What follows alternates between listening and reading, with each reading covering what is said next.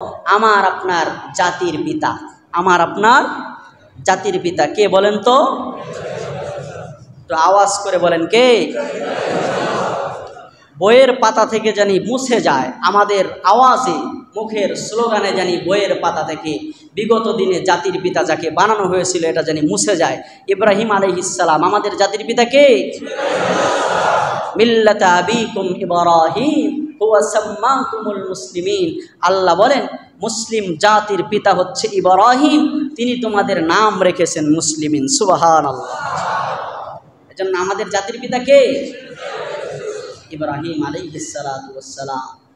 ইব্রাহিম আলাইহিস সালাতু ওয়াস সালামের ইতিহাস কোরবানিতে নতুন এক মাত্রা যোগ করেছে আল্লাহ পাক রব্বুল আলামিন। সূরাতুস সাফফাত, কোরআনুল কারীম 23 নম্বর পারা, সূরাতুল ইয়াসিরের পরে একটা সূরা আছে সূরাতুস সাফফাত। এই সূরার 99 নম্বর আয়াত থেকে এই আলোচনা আবার শুরু করছে আল্লাহ তাআলা। আল্লাহ পাক রব্বুল আলামিন বলেন যে ক্বালা ইন্নী যাহিবুন ইলা রাব্বি সায়াহদিন। ইব্রাহিম আলাইহিস সালাতু ওয়াস সালাম, ওনাকে আল্লাহ তাআলা যেই গোত্রে পাঠিয়েছে সেটা ছিল শিরকে ভরপুর, মূর্তি পূজায় ভরপুর। এমনকি ইব্রাহিম আলাইহিস সালাতু ওয়াস সালামের বাবা আজর, সেও মূর্তি পূজারী ছিল। শুধু মূর্তি পূজারী ছিল তা নয়, সে মূর্তি নিজে বানাইতো। নিজে কি করতো ভাই? মূর্তি নিজে বানাইতো এবং বাজারে বিক্রি করত। তো ইব্রাহিম আলাইহিস সালামকে এই মুশরিক পরিবারে আল্লাহ পাঠাইছে। সেইখান থেকে ইব্রাহিম আলাইহিস সালাম আস্তে আস্তে আস্তে রবকে চিনতে চিনতে এরপরে আল্লাহর খলিল হয়ে গেছে।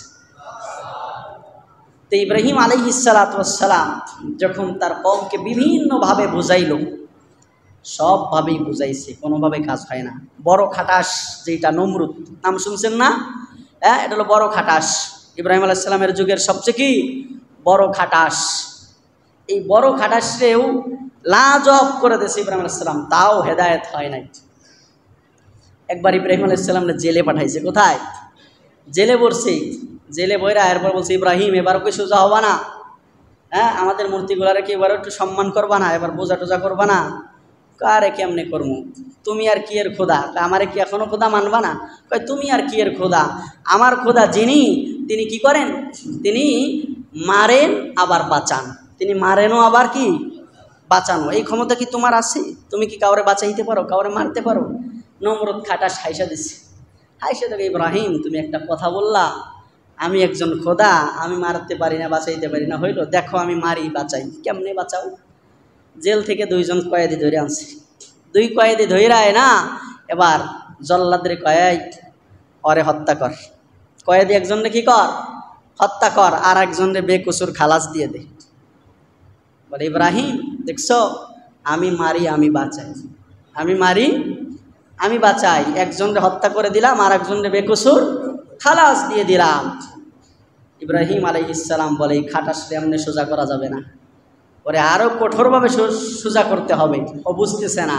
ইব্রাহিম আলাইহিস সালাম বলে যে আরে আমার রব তো তিনি, আমার রব তো তিনি যিনি পূর্ব আকাশে সূর্য ওঠায়, পশ্চিম আকাশে সূর্য ডুবায়। তোর যদি শক্তি থাকে খোদা হওয়ার, তাহলে তুই কালকে আগামীকাল থেকে পশ্চিম আকাশে সূর্য উঠাবি, পূর্ব আকাশে নিয়ে ডুবাবি। পারবি? এবার নমরুদ ফাবহিতাল্লাযী কাফার, আল্লাহর কোরআন বলেন যে ফাবহিতাল্লাযী কাফার, কিং কর্তব্য বিমূঢ় হয়ে গেছে। এটা কি সম্ভব? এটা একমাত্র একজনের দ্বারাই সম্ভব। চিৎকার করে বলেন তিনি কে? আল্লাহ রাব্বুল আলামিন, ইজ্জত ওয়াল জালাল, ওনার দ্বারাই এটা সম্ভব। তো যাই হোক, এভাবে করে ইব্রাহিম আলাইহিস সালাম আল্লাহর খলিল হয়েছে, আল্লাহর প্রিয় হয়েছে। দাওয়াত দিতে দিতে ইব্রাহিম আলাইহিস সালাম বলে যে না, দেখলো আর এরা হেদায়েত হবে না। শুধুমাত্র ইব্রাহিম আলাইহিস সালাতু ওয়াস সালামের ভাগনা একজন হযরতে লূত আলাইহিস সালাতু ওয়াস সালাম, উনি ঈমান আনছে ইব্রাহিমের প্রতি। পরে এবার ওনার ভাগনাকে বলতেছে, ভাগনা এই কওমে আর থাকা যাবে না, ওদেরকে এত দাওয়াত দিলাম, এরপরে ওরা রবকে চিনল না, তাহলে এখানে আর আমাদের থাকা চলে না, চলো আমরা কোথাও চলে যাই। বলে মামা কই যাবেন? বলে ইন্নী যাহিবুন ইলা রাব্বি সায়াহদিন, ইন্নী যাহিবুন, আমি আমার রবের দিকে চলবো। সুবহানাল্লাহ। পরে কোন দিকে? আমি আমার রবের দিকে চললাম। ইন্নী যাহিবুন, যাহিবুন এটা ইসমে ফাইলের সিগা, মানে চলা শুরু করব এখন থেকে আমি। ইন্নী যাহিবুন ইলা রব্বি, আমি আমার রব পরওয়ারদিগারের দিকে ছুটবো, চলবো। সায়াহদিন, অচিরেই আল্লাহ তাআলা আমার হেদায়েতের পথ দেখায় দিবে। এজন্য যারা রবের দিকে চলার নিয়ত করে, রবের দিকে বলার নিয়ত করে, রব চাহি জিন্দগির ফিকির করে, আল্লাহ তাআলা অচিরেই তাদেরকে কি দিয়ে দিবে? হেদায়েত দিয়ে দিবে। আল্লাহ আমাদের সবাইকে রবের দিকে চলার তৌফিক দান করুন। ইব্রাহিম আলাইহিস সালাম এবার বলে, ইন্নী যাহিবুন ইলা রব্বি সায়াহদিন। বাগনা চলো, আমরা রবের দিকে সফর শুরু করে দেই। বাগনা এবার বাগনাকে নিয়ে রবের দিকে সফর করতে করতে ইরাক গেছে, ইরাকের বিভিন্ন শহর ঘুরা ফিরা, এরপরে সিরিয়ায় যায় ইব্রাহিম আলাইহিস সালাম থামছে। লম্বা কাহিনী, অনেক কাহিনী, আপনারা এগুলো জানেন, বলবো না। তো শেষমেশ ইব্রাহিম আলাইহিস সালাতু ওয়াস সালাম কি করলেন? ইব্রাহিম আলাইহিস সালাতু ওয়াস সালাম সিরিয়ায় অবস্থান করলেন। কোথায়? সিরিয়ায় অবস্থান কইরা এবার আল্লাহর কাছে দোয়া করে। তখন ইব্রাহিম আলাইহিস সালামের কোনো সন্তান নাই, কোনো কি নাই? সন্তান নাই। বয়স হলো 80 বছরের উপরে। কত বছরের উপরে? আচ্ছা বলেন তো, এইখানে যারা আছে, আপনাদের কি মনে হয় 80 বছরের উপরে যদি কারো বয়স হয়, আপনি কি সন্তানের আশা করেন? আপনার নিজের ঔরসজাত সন্তানের? হ্যাঁ, আপনার বিবির বয়সও ধরেন এরকম কথার কথা 70 বছর। এখন কি আপনি আশা করেন যে না আমার একটা সন্তান হবে? করেন আশা? যারা না কইতেছেন তারা মনে হয় করেন। হ্যাঁ, তো এইবার ইব্রাহিম আলাইহিস সালাম তো আল্লাহর দিকে রওনা দিছে না, ইন্নী যাহিবুন ইলা রব্বি সায়াহদিন। এরপরে বলে, ওগো আল্লাহ, রব্বি হাবলি মিনাস সলিহিন। এই 80 বছর বয়সে ইব্রাহিম আলাইহিস সালাম সিরিয়ায় বৈশা বলে, আল্লাহ আমার একটা সন্তান দেন, আমার একটা কি দেন? সন্তান দেন। ইব্রাহিম আলাইহিস সালাম চিন্তা করে নাই যে আমার বয়স 80, এই চিন্তা করছে? চিন্তা করে নাই। দেওয়ার মালিক কে? এজন্য বলে, রব্বি হাবলি মিনাস সলিহিন। আল্লাহ আমি আপনার দিকে ছুটছি, আমার এই ছোটার পথে একজন সঙ্গী বানান, আমার একটা সন্তান দান করেন। আল্লাহ বলে, ইব্রাহিম তুই যেহেতু আমার জন্য জীবন নিবেদিত প্রাণ করে দিয়েছ, যাও, ফাবাশশারনাহু বিগুলামিন হালিম। যা ইব্রাহিম, তোরে আমি নেককার সন্তানের সুসংবাদ দিয়ে দিলাম। ইব্রাহিম আলাইহিস সালামের বয়স কত? জোরে কান। সংবাদ দিছে কে সন্তানের? আল্লাহ তাআলা। ইব্রাহিম আলাইহিস সালামের আসলে আগের যে স্ত্রী ছিল সারা, ওনাকে নিয়েই সফর করছে। এই ইতিহাসটুকু না বললে আবার বুঝবেন না। তো ওনাকে নিয়ে সফর করছে। এখন এই সারা সেই দেখছে যে আমার যে বয়স হয়ে গেছে 70 বছর কথার কথা, তো এখন তো আমার আর সন্তান হবে না, তার মানে আমি মনে হয় বন্ধা। তাহলে এক কাজ করি, ওই যে ফেরাউন বলতে আমরা বুঝি শুধু মুসার জামানার ফেরাউন, ভাই না। ওই যুগে কিছু কিছু লকব ছিল। মিশরের যে বাদশাহ হইতো তারই বলা হইতো ফেরাউন, তারে কি বলা হইতো? ফেরাউন বলা হইতো। তো ওই ইব্রাহিম আলাইহিস সালামের সময় মিশরের যে বাদশাহ ছিল, সে আবার ইব্রাহিম আলাইহিস সালামের খেদমতের জন্য তার নিজের কন্যারে দান করে দিছিল। সুবহানাল্লাহ। হ্যাঁ, ইব্রাহিম আলাইহিস সালামের স্ত্রী সারা, তার সাথে সে কি করতে চাইছিল? গোপনে সে কিছু করতে চাইছিল। তো তখন দেখছে যে না, আল্লাহর ওলি, খাস আল্লাহর ওলি। তখন উনি বলছে যে এটা নেককার মহিলা, তাহলে আমার মেয়েকে কি করি, এই সারার কাছে দিয়ে দেই, ওর সে একটু কি করবে, আদব তরবিয়াত শিখাবে। তো এক পর্যায়ে সারা দেখলো যে এই হাজেরা আমার সাথে থাকে, ঠিক আছে, আমার খাদেমা, তাহলে ইব্রাহিম আলাইহিস সালামের খাদেমও তারে বানায় দিই। আমি যেহেতু বন্ধা, আমার আর সন্তান সম্ভব নাই। আবার আল্লাহর নবী ইব্রাহিম, আল্লাহর খলিল, সেও সন্তান চায়া বইছে, তাহলে এক কাজ করি, আমার এই খাদেম হাজেরা পরে আমার স্বামী ইব্রাহিমের লগে বিবাহ বন্ধনে আবদ্ধ করে দেয়। সুবহানাল্লাহ। বর্তমান যুগে কি এটা সম্ভব? হ্যাঁ, আমাদের ঘরে যারা আছে এরা দেয়? ওরে সুবহানাল্লাহ। কাজের মেয়ে সকিনারে যদি একটু ঘন ঘন ডাকেন, তাহলে ওনার পেশার বাইরে যায়। ওনার পেশার কি হয়ে যায়? এই তুমি কাজের বেটি সকিনারে এত ঘন ঘন ডাকো কেন? চেহারা একটু ভালো পাইছো না? যাই হোক, হাজেরাকে বিবাহ বন্ধনে আবদ্ধ করে দিলেন। আল্লাহ পাক রব্বুল আলামিন বললেন, ফাবাশশারনাহু বিগুলামিন হালিম, তোমাকে একটা নেককার সন্তান দিব আমি এই হাজেরার মাধ্যমে। দিলেনও। আল্লাহ তাআলা ইসমাঈল আলাইহিস সালাতু ওয়াস সালামকে দিয়ে দিলেন। এবার অনেক লম্বা ইতিহাস আছে। ফালাম্মা বালাগা মাআহুস সায়া ক্বালা ইয়া বুনাইয়া ইন্নী আরা ফিল মানাম আন্নী আযবাহুকা ফানজুর মাযা তারা। ইব্রাহিম আলাইহিস সালাতু ওয়াস সালাম, আল্লাহর কোরআন বলে ফালাম্মা বালাগা মাহুস সায়া, ইব্রাহিম আলাইহিস সালামের বৃদ্ধ বয়সের এই সন্তান, আল্লাহর কাছ থেকে চেয়ে নেওয়া এই সন্তান ইসমাইল যখন 13 বছর বয়স, কত বছর? 13 বছর বয়স যখন হলো, তাফসিরের কিতাবে লেখছে 13 বছর, আর এক তাফসিরে লেখছে 13 বছর বুঝি না, ছেলে বালেগ হয়ে গেছে। ছেলে কি হয়েছে? বালেগ হয়েছে। তার মানে ছেলের কষ্ট শেষ। ছেলের কষ্ট কি? এখন ছেলের কাছ থেকে ফায়দা পাবে এমন একটা মুহূর্ত। তখন ইব্রাহিম আলাইহিস সালাম বলে যে বাবা, আমি স্বপ্ন দেখলাম, ইন্নী আরা ফিল মানাম আন্নী আযবাহুকা, আমি স্বপ্নের মধ্যে দেখলাম ইসমাইল তোরে আমি জব করতেছি। তোরে কি করতেছি?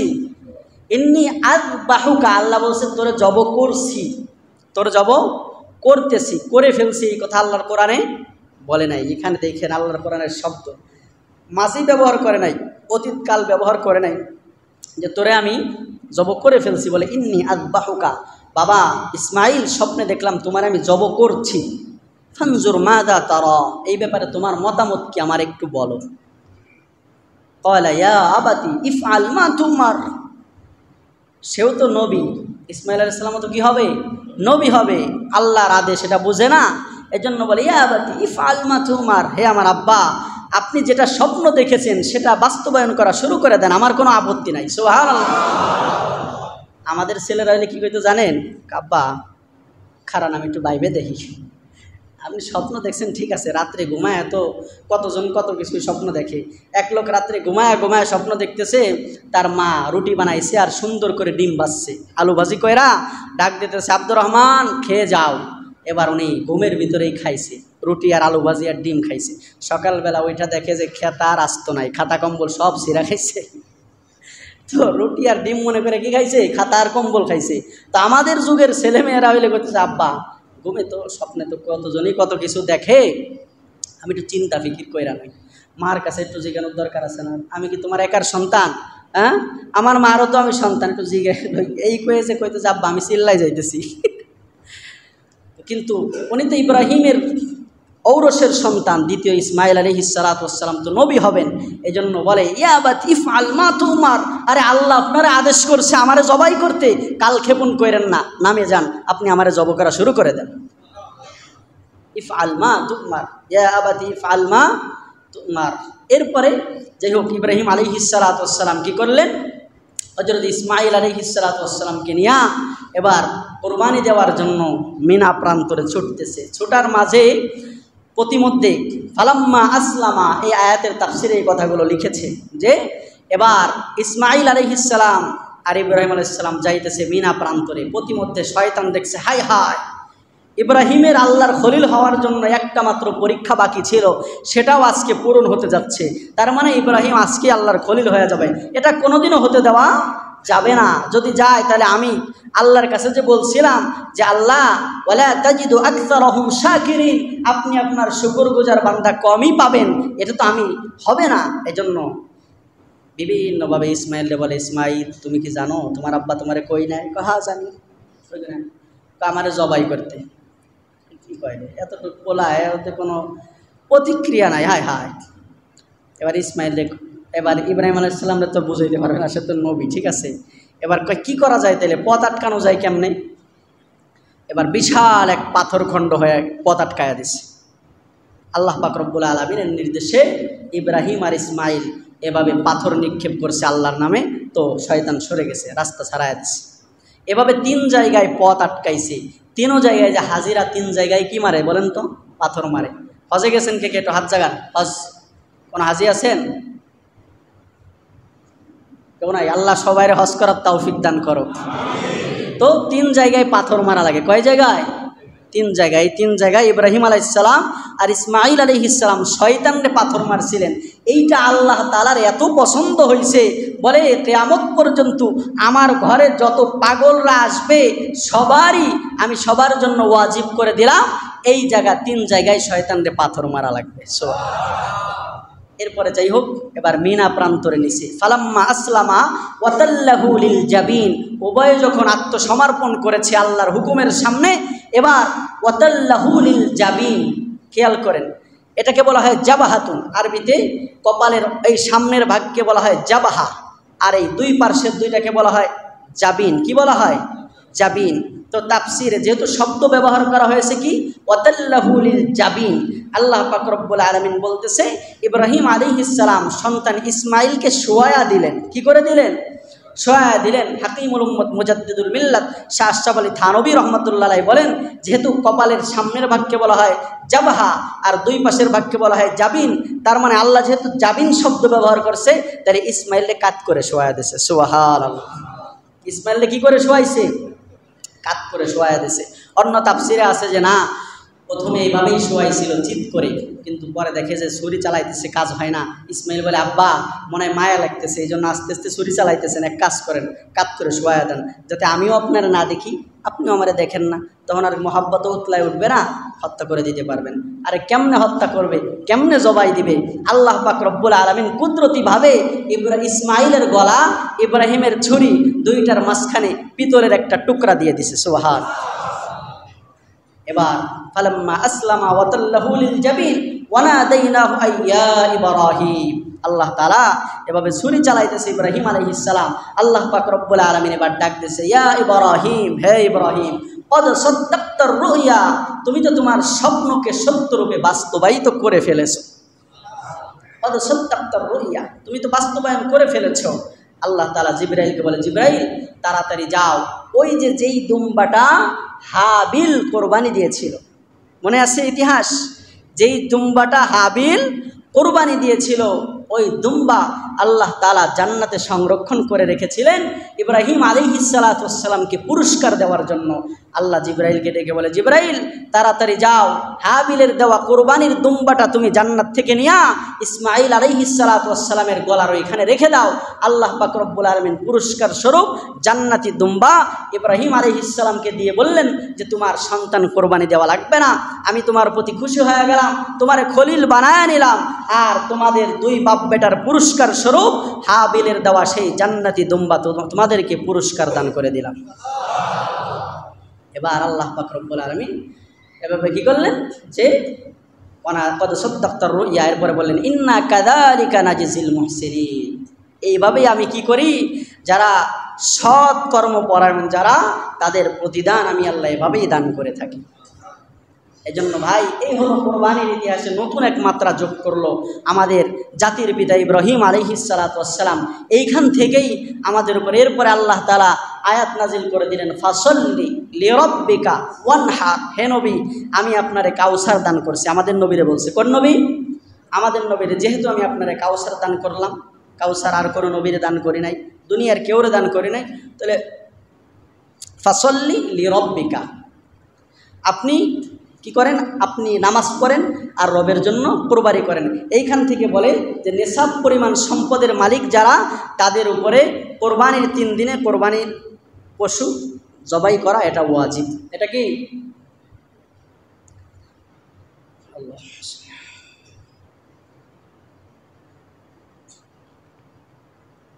আজকে জিলকদ মাসের 24 তারিখ। কত তারিখ ভাই? 24 তারিখ। আর কোরবানি হচ্ছে জিলহজ মাসের কত তারিখ? 10 তারিখ। কত তারিখ? 10, 11, 12, এই 3 দিন। এই 3 দিন যদি কোনো ব্যক্তির কাছে নেশাব পরিমাণ সম্পদ থাকে, নেশাব পরিমাণ সম্পদের মালিক যদি এই 3 দিনে কেউ থাকে, তাহলে তার উপর কোরবানি ওয়াজিব।